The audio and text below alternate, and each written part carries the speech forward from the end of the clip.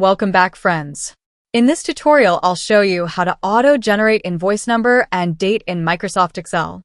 As you can see in the screen, when I click on this Create New button, a new invoice number is automatically given. This invoice date also automatically change when you open this workbook on next day.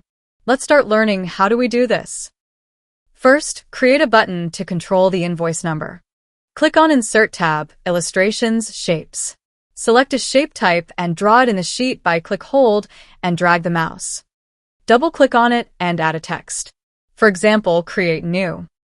Right-click on the sheet, then click on View Code. Create a sub-procedure for Auto Invoice. Sub, Auto Invoice, open and close bracket, then press Enter. Between the sub and end sub, write this code. Range G3.value is equal to range G3.value plus 1. Close the code window. Right-click on the button and click on Assign Macro. Select the Auto Invoice macro, then click on OK. Now, when you click on this button, invoice number starts to increment. For Auto Invoice Date, use the Today function in the cell.